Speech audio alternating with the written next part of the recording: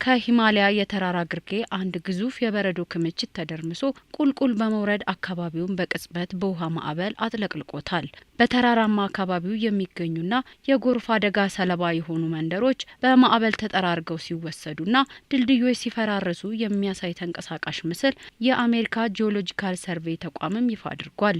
የጂኦሎጂካል ሰርቬይ ተቋሙ እንደገለጸው የአደጋው መንስኤ የበረዶ ግግር መደርመስ ነው።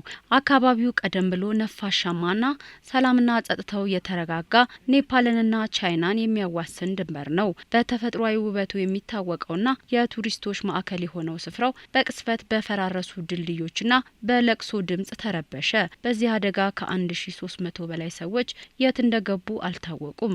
ከነዚህ ውስጥም 700 የሚሆኑት በአካባቢው ይኖሩ የነበሩ የውጭ ሀገር ቱሪስቶችና ወጣቶች መሆናቸው ተገልጿል። ይህ ዘገባ እስከተጠናቀረበት ጊዜ ድረስ ከ300 በላይ የሟቾች አስክሬን ከሁለቱ አጎራባች ሀገራት ድንበር መገኘቱን የወጡ መረጃዎች አመልክተዋል። የአደጋ ጊዜ ሰራተኞች የሚያደርጉት የነፍስ አድን ጥረት ሰዓታት እያለፉ በመጡ ቁጥር ሰዎችን በህይወት የማግኘት እድል ዝቅተኛ የሆነ መምጣቱ እየተገለጸ ነው። በአደጋው የድልድዮች መፈራረስ በአካባቢው የሚደረገውን እንቅስቃሴ በማወሳሰቡ የሰብአዊ ቀውሱን አባብሶታል።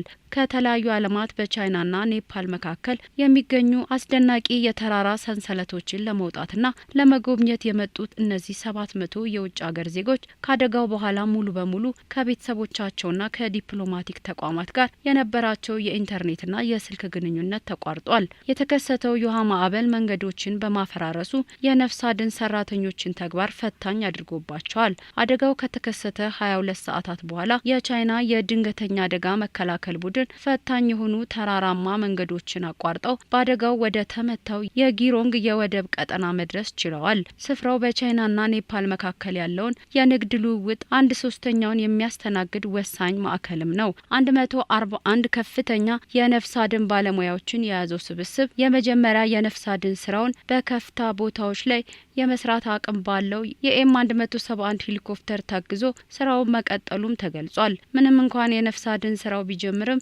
የወደሙ የመሰረተ ልማቶች እያንዳንዱን የነፍስ አድን ሰራተኞችን ስራ ተግዳሮት መፍጠሩም ተገልጿል። የነፍስ አድን ሰራተኞቹና ከሞት የተረፉት የአካባቢው ነዋሪዎች ስራቸውን የቀጠሉ ቢሆንም የአደጋው ስጋት ግን አሁንም አለ። የአየር ሁኔታ ትንበያዎች እንደሚያሳዩት በአካባቢው ለሚቀጥሉ 3 ቀናት ተከታታይ ከባድ ዝናብ ሊጥል እንደሚችልም አመልክተዋል።